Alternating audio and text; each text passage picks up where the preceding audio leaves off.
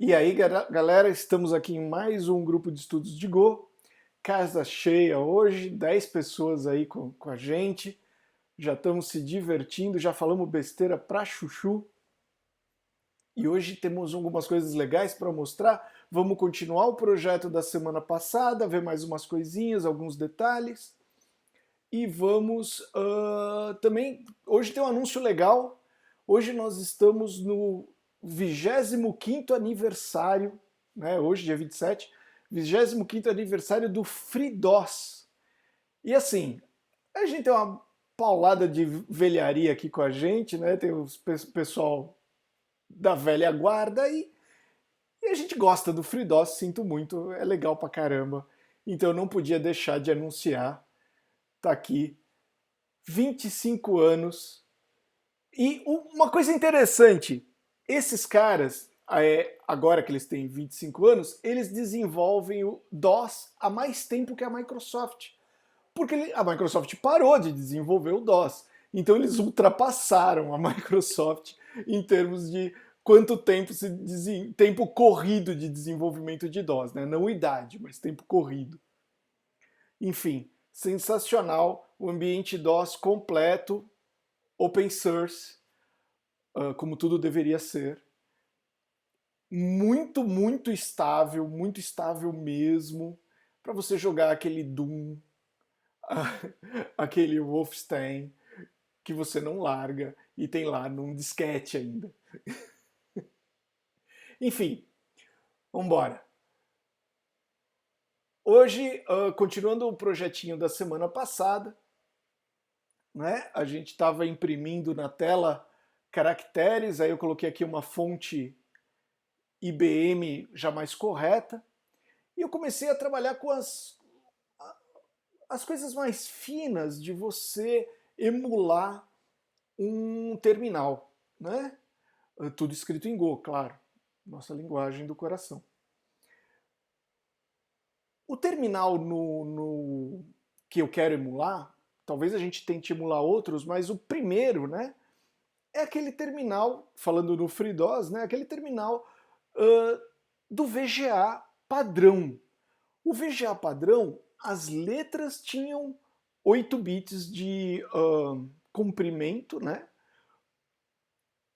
Por 14 de altura. Só que o próprio VGA alterava isso para 9 linhas de 9 bits de comprimento, né?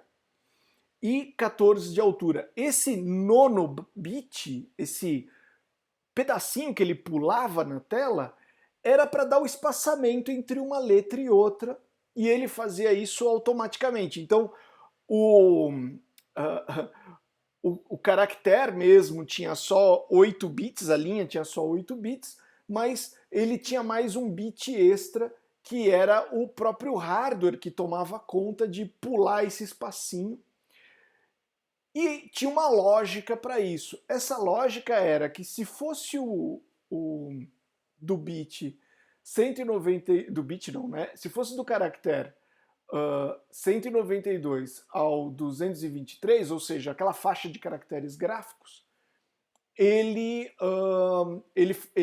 pegaria o último bit, né, que foi, se foi preenchido ou não, e copiaria esse último bit. Essa parte ainda não está implementada.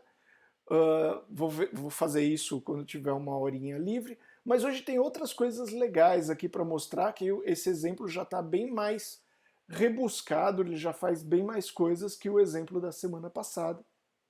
E eu vou criar um repositório e colocar isso não cabe mais colocar só no Playground, porque, enfim, a fonte é grande demais, né? Talvez eu corte um pedaço da fonte e ponha no Playground só por facilidade do pessoal rodar sem ter que baixar. Mas vamos ver algumas coisas legais aqui, né? Bom, o tamanho já está adequado para o que a gente quer imprimir, né? Eu já acertei os tamanhos. Essa daqui é uma fonte roubada da BIOS do IBM PC. Então, enfim, sei lá qual é o problema de distribuir isso, Provavelmente não dá problema nenhum, porque, pelo amor de Deus, essa fonte é velha para chuchu, mas, né? Vou dar uma olhada nisso.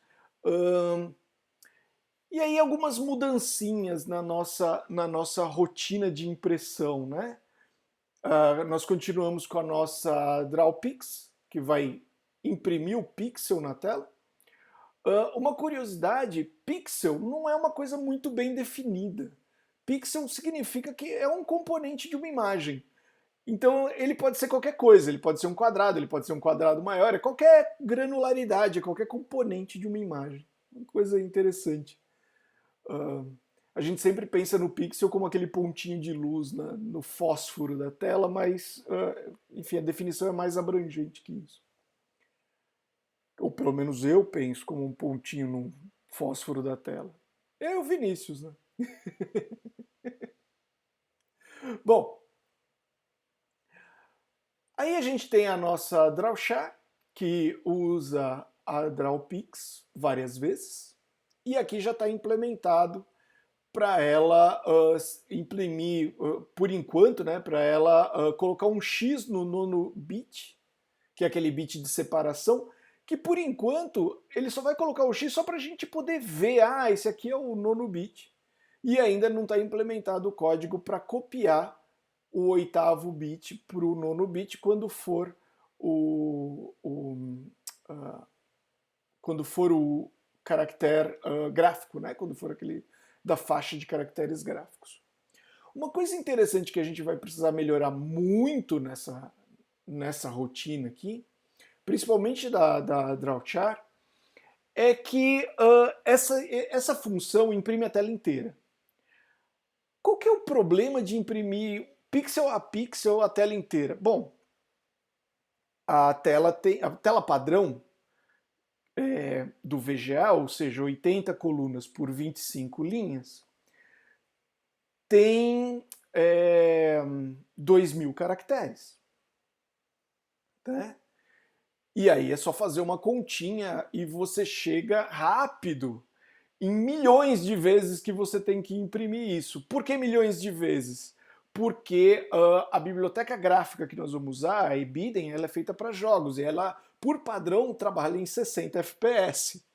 Então, em um segundo, você bate mais de 1 milhão de vezes que você manipulou essas continhas aqui. Né? E como a gente está fazendo esse negócio para se divertir, não para pôr fogo na máquina, é interessante fazer algumas otimizações aí. Então esse código funciona, tá legal e tal, mas ele tá muito, como é que eu vou dizer, para ver funcionar. Ele não tem nenhuma otimização ainda. Bom, outra coisa que mudou do código passado para esse é que, como essas fontes geralmente elas vêm numa grande string de bits, né, uma grande sequência de bits, eu mudei a forma de fazer o endereçamento para uma forma um pouco mais clássica. Antes eu estava usando um jeito um pouquinho mais Go, e que era pegar o índice e ter como é que eu vou dizer? Ter um bloco para cada caractere. Aqui não estou tendo um bloco para cada caractere. Na verdade, eu estou fazendo uma pequena aritmética aqui, né? Estou pegando o índice, multiplicando por 14, que é a minha altura do meu caractere, e somando o quanto de bits que eu quero que ele ande para a direita. E aí ele com isso eu vou pegar exatamente o bit que eu quero. Enfim. E se for o nono bit, né? Por que 8 aqui? Porque começa no 0. Então esse aqui é o nono bit. Ele imprime o X. Caso contrário, ele faz a mesma lógica da semana passada. E aí o main, eu dei uma melhoradinha nele. Agora que a gente tem uma fonte completa, né? Eu fiz ele imprimir todos os 256 bits, né? Bom, vamos dar uma olhada nesse código rodando? Vamos lá. Pá. Já tinha na tela, né? E aí aqui tá os caracteres da fonte devidamente exibidos em bom e velho ASCII. E um dos objetivos dessa brincadeira, eu não sei se dá para ver no vídeo, e eu estou compartilhando a tela com o pessoal, mas eu não sei se eles conseguem enxergar, é que eu estou usando uma fonte muito boa, mas mesmo com essa fonte que é muito bem desenhada e eu tentei ajustar ao máximo ela, ainda tem alguns artefatos, ela não encaixa direito. Ela é muito boa, mas ela não encaixa 100%, né? Uma linha, dá para você ver uma pequena faixa minúscula, mas ainda visível, entre uma linha e outra. Se você estiver no mundo Unix, não tem problema nenhum, porque a gente não usa caracteres estendidos assim. Mas como a ideia é conseguir exibir ASCII art e tudo mais, isso, nossa, grita para mim que eu não estou no velho PC, né? Mostra que eu estou numa máquina moderna e quebra toda a magia de você ter essa brincadeira. Então, esse é um dos motivos de fazer isso, né? De fazer criar um terminal hoje em dia. Existem fontes muito boas que você pode procurar na internet que tentam simular o DOS, mas o problema não está na fonte. O problema está em não ser pixel perfect, né? Não ser extremamente focado em manter a distância entre os pixels idêntica. Então, às vezes, o desenho da fonte está perfeito, mas o problema é a emulação do terminal. E aí você tem que ficar testando um por um dos terminais para ver o que funciona. E se você fizer isso do jeito que a gente está fazendo, ou seja, usando um engine de games, você consegue ter pixel perfect logo de cara, porque a ideia de você ter um design de games é que você não pode ter problemas de distribuição de pixels pela tela. Olha só, né? E, enfim. Esse código já na nossa tela falsa aqui, né? Porque a gente está usando ainda aquele esquema da nossa tela falsa, já ficou bem legal. A nossa tela falsa cabe exatamente um caractere por vez. Mas é bem interessante brincar assim. Bom, e é isso, pessoal. Foi isso por essa semana. Na semana que vem já deve ter mais algumas coisinhas. Quem sabe, se der tempo durante a semana de implementar um código legal, talvez a gente já esteja no modo gráfico mesmo, usando a eBidden, né?